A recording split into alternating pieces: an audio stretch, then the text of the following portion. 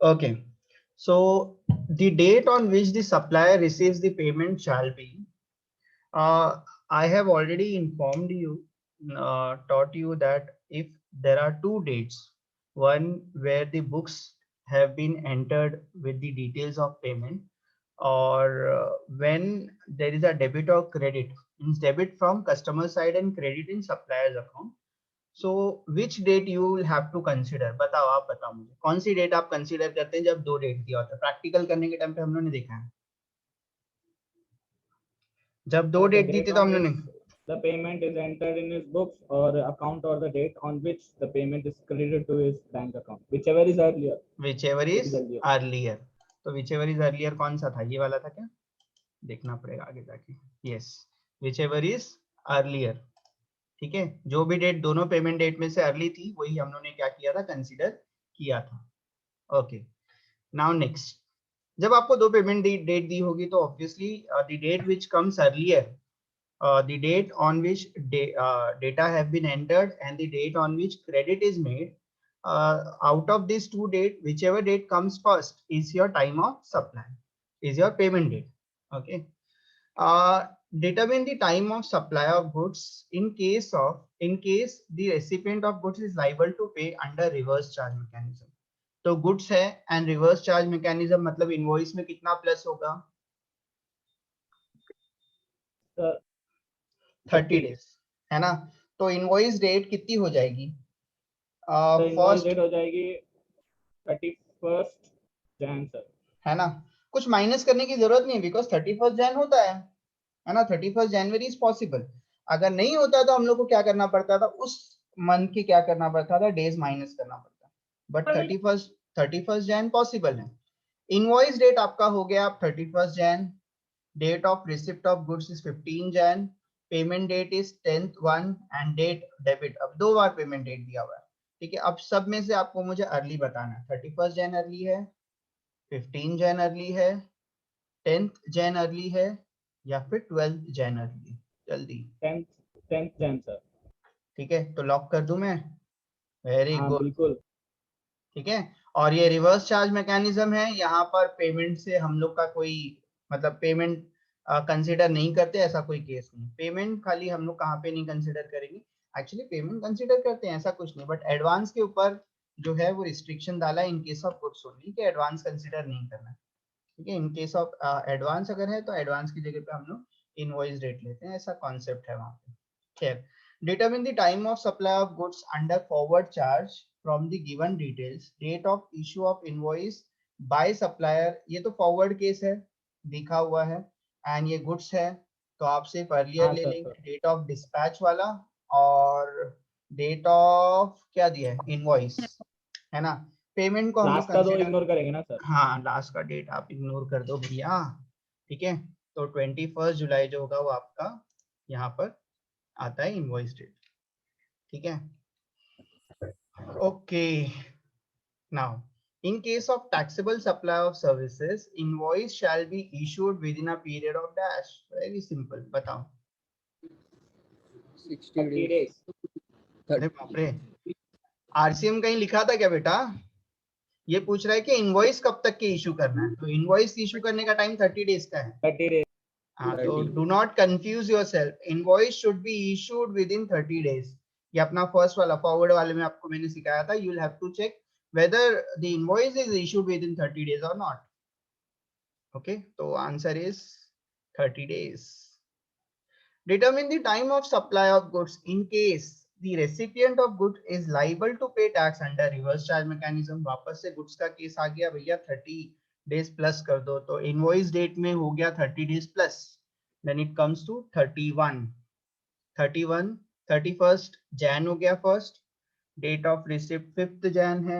Date of 5th Jan. Payment, हाँ 5th Jain ही रहेगा, क्योंकि आप पेमेंट इसके अंदर पेमेंट क्यों नहीं कंसीडर करेंगे, कंसीडर करेंगे, लेकिन वो आगे की है 10/1 और 12/1 है.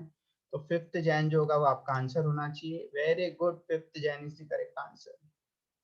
Determine the time of supply of continuous supply of goods from the following information. Date of removal ये है 15/11.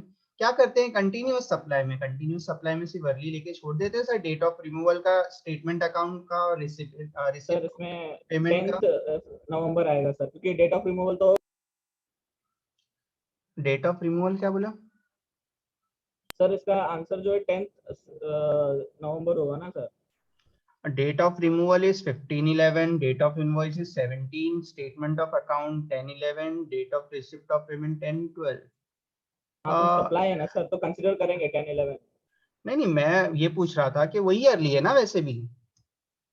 हाँ हाँ हाँ तो, और कंटिन्यूअस सप्लाई में हम लोग तीन चीज देखते हैं, एक तो डेट ऑफ रिमूवल, एक तो डेट ऑफ इनवॉइस और दूसरा पेमेंट डेट। पेमेंट डेट एक से ज्यादा दी हो सकती है तो उसमें कोई प्रॉब्लम नहीं है, ठीक है। उसमें से भी अर्ली लेना है, इसमें से भी अर्ली लेना है, तो सबका अर्ली ही लेंगे हम लोग, ठीक है। तो एक्चुअली इट इज 10/11।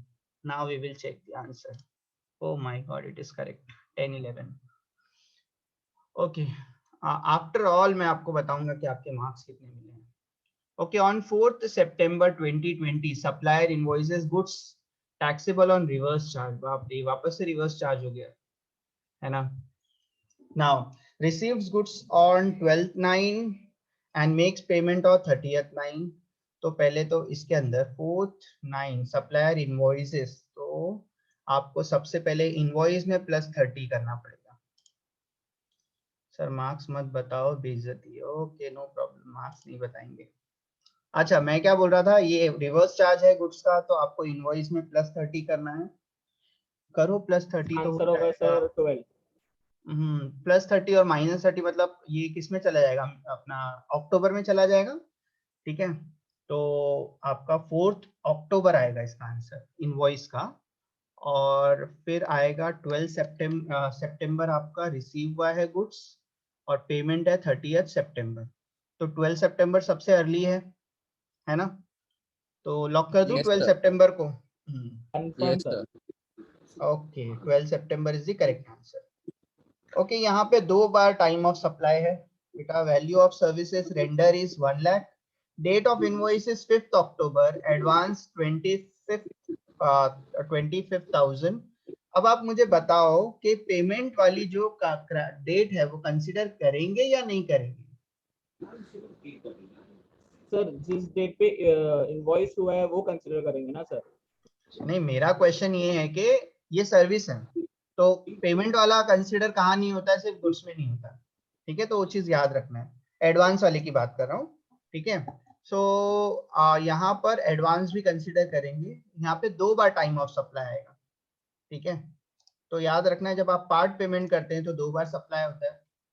पेमेंट अलग अलग टाइम पर हो सकती है, ठीक है। तो जितनी बार पेमेंट होगी उतनी बार आपको टाइम ऑफ सप्लाई निकालना पड़ेगा। ओके, तो देखिए फिर क्या है। Date of invoice is 5th October, और इनवॉइस डेट तो पूरे पेमेंट में सेम ही रहने वाली है। ओह गॉड, हाँ ये है इनवॉइस। अभी आप पेमेंट कब करेंगे वो देखना है। पहले तो आपने एडवांस में ही कर दिया 20 सितंबर को, फिर balance amount received on 7th October, 7th अक्टूबर किया, ठीक है। 2 बार पेमेंट निकलेगा,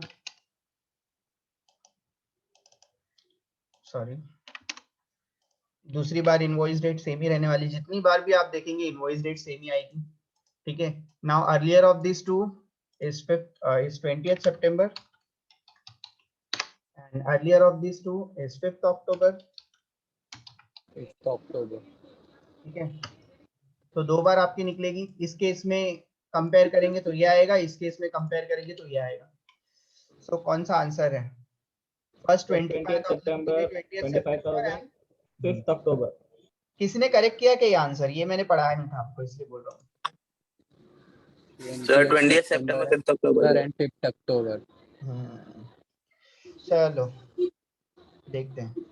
mister Rahu is receiving legal services. अब आगे सर्विस की बारी। The information regarding the date of payment, invoice etcetera is as follow. Invoice issued on 15th April, payment received on 5th May। यहाँ पे डेट ऑफ सर्विस कौन सी है ना वो दिया ही नहीं, ठीक है। लेकिन आगे एक स्टेटमेंट दिया है। अच्छा, डेट ऑफ पेमेंट एंटर, या तो 2 बार पेमेंट डेट दिया, ठीक है। Assuming that the invoice is issued within 30 days, मुझे एक बात बताओ, जब invoice issue with in 30 days होगा तो आप कंपैरिजन किसमें करेंगे?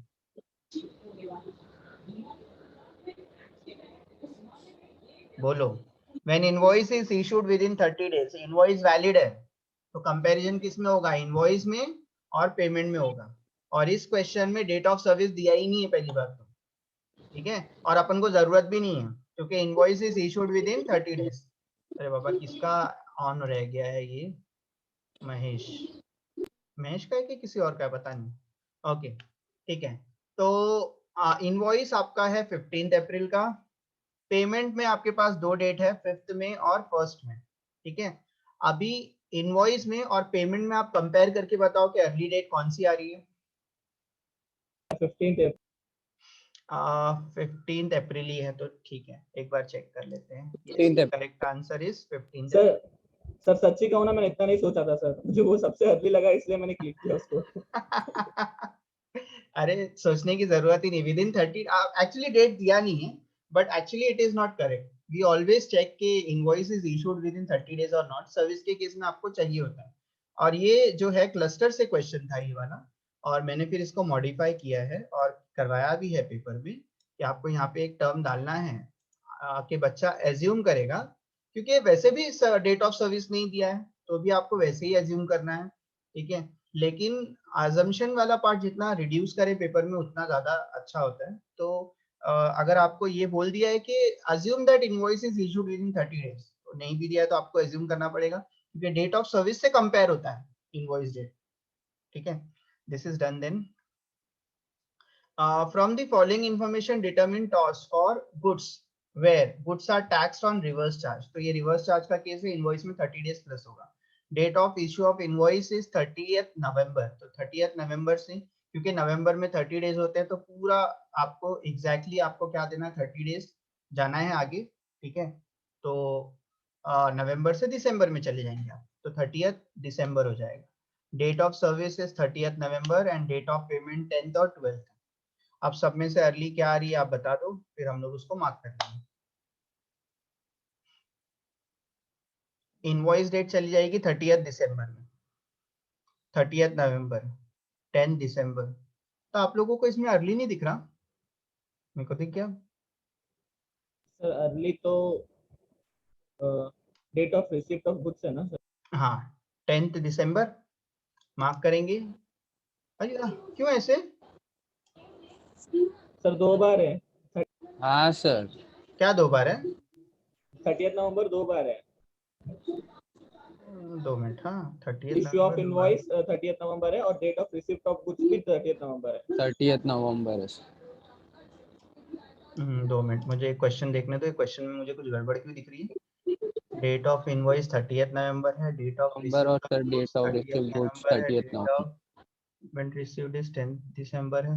बेटा इसमें कुछ भी दिया हो लेकिन इसका आंसर जो है वो 10 दिसंबर है, तो इसका मैं आंसर की चेक करता हूँ, ठीक है। हाँ, इसमें कुछ मतलब ही नहीं है, 2 बार 30th नवंबर दिया तो हम लोग को क्या लेना देना है? एक इनवॉइस के लिए दिया, एक रिसिप्ट ऑफ गुड्स के लिए दिया है, तो दोनों साथ में हो सकता है ना।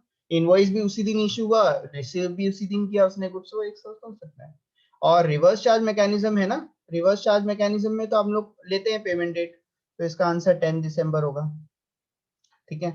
Determine the time of supply of service from the following details. Date of actual provision is 31/1, date of invoice is 31 and date of receipt of payment is 15/1. Time of supply will be, पहले compare करेंगे invoice 30 days में issue हुआ है कि नहीं, तो 10/1 से लेके 30th 1 के बीच में इनवॉइस इशू हो गया है, ठीक है। फिर इनवॉइस में और पेमेंट में कंपेयर करेंगे, जो भी अर्ली आ रहा है वो आपका आंसर होगा। बताओ। 15th Jan 2018। करेक्ट आंसर है। कुछ डाउट है? सर्विस के केस में आपको कंपेयर करना पड़ता है कि आपने इनवॉइस 30 डेज में इशू किया है या नहीं किया, ठीक है। Determine the time of supply in case of goods Saint on approval basis. Approval basis है तो आपको सबसे पहले डेट ऑफ रिमूवल में 6 मंथ प्लस करना पड़ेगा, तो 1 मई से वो 6 मंथ आगे जाएगा, तो 1 मई का क्या होता है, नवंबर या दिसंबर क्या आएगा? नवंबर आएगा ना, 1 नवंबर आएगा, ठीक है।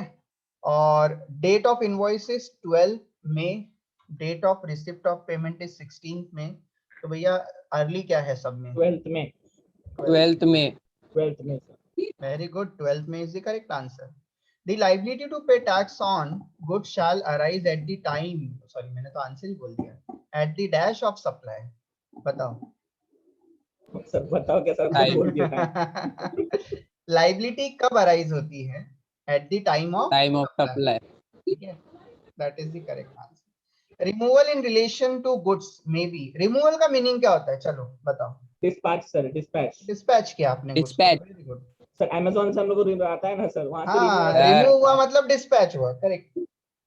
बोलो महेश, बोलो सर. इतना इजी क्वेश्चन ऐसा बोल रहा है ना. Dispatch. हाँ, इसका सर, इसका बताओ सर, रिजर्व चार्ज. अच्छा नहीं, इसका भी बता रहे हो क्या? Dash means the liability to pay tax by the recipient of supply of goods और सर्विसेज. ऑब्वियसली आपका रिवर्स चार्ज में होता है जब रेसिपिएंट टैक्स पे करता है. In case of goods sent on approval basis, in addition to invoice date and payment date, dash is also checked. बताओ. Goods on 6 approval months basis from the date of removal. from date of removal. In case of service, if invoice is not issued within 30 days, invoice is not issued within 30 days, किसमें comparison करेंगे? Date of providing service का किसके साथ में comparison करेंगे?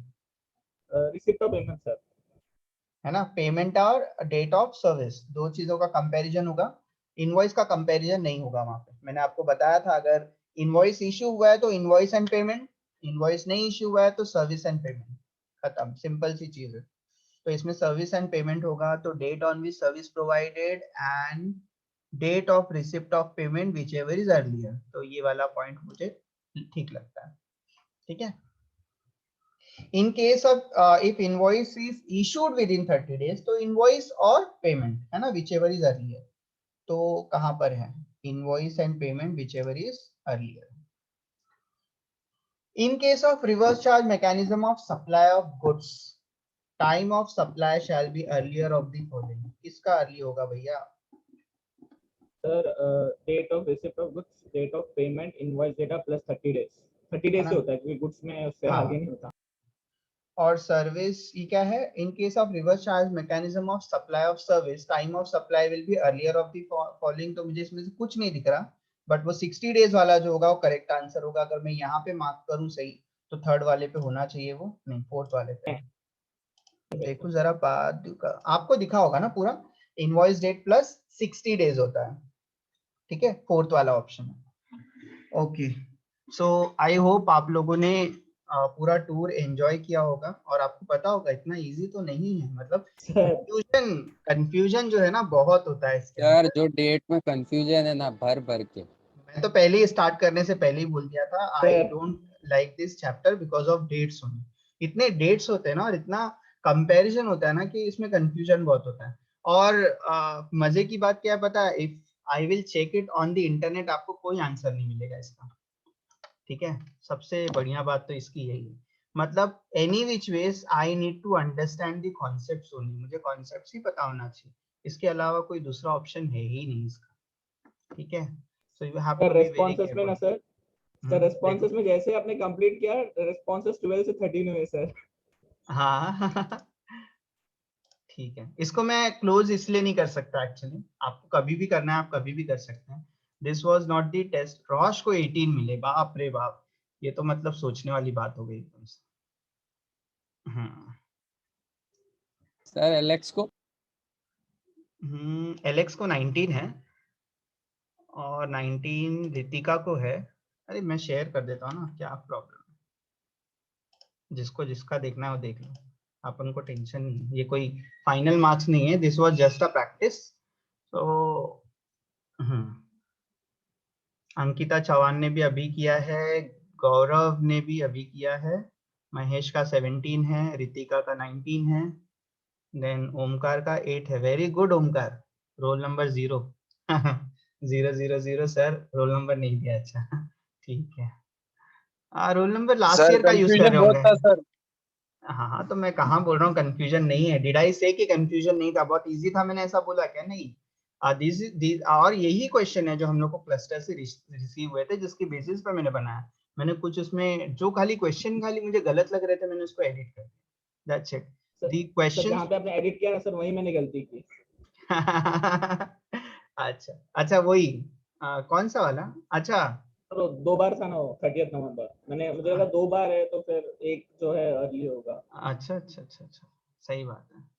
ठीक है। मैं ये मार्क्स वगैरह के ऊपर मुझे 30th कुछ वाला सर, 30th वाला मतलब उसमें मुझे wrong है। मार्क्स वगैरह से कोई लेना देना नहीं है। आई एम जस्ट कंसर्न कि आप लोगों को समझ में आना चाहिए। That's it. आप लोग वापस से गो थ्रू करो, समझो कि उसमें क्या प्रोविजन है।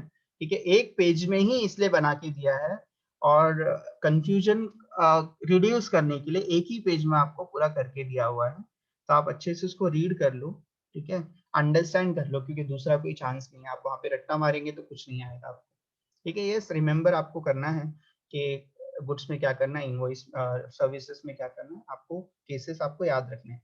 सी 4 ही केस आपको याद रखने वाले हैं, बाकी तो गुड्स ऑन अप्रूवल और कंटिन्यूअस जो सर्विस है तो एकदम अलग ही कॉन्सेप्ट है, उसका लेना देना बाकी चीज से नहीं है। ठीक है, गुड्स का फॉरवर्ड रिवर्स, सर्विस का फॉरवर्ड रिवर्स।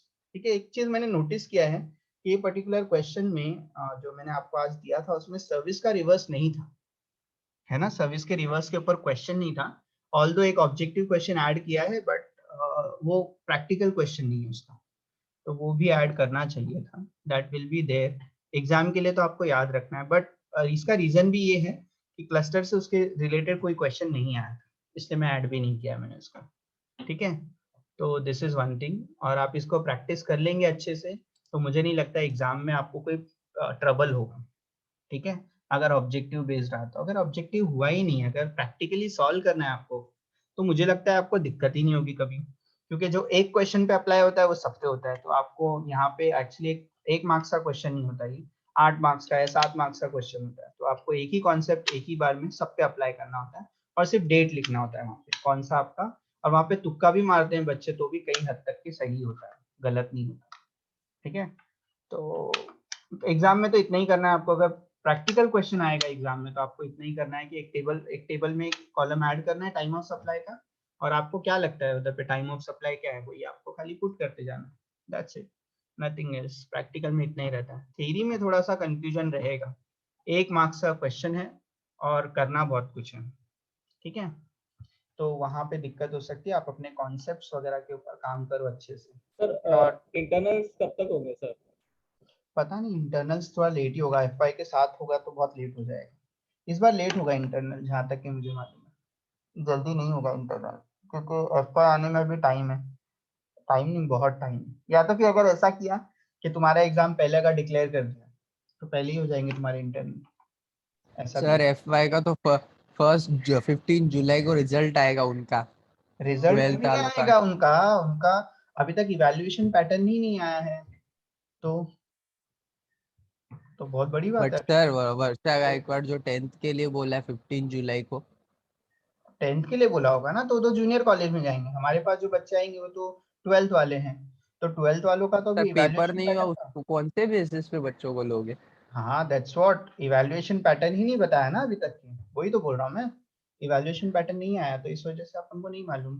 खैर, आप मैं ये रिकॉर्ड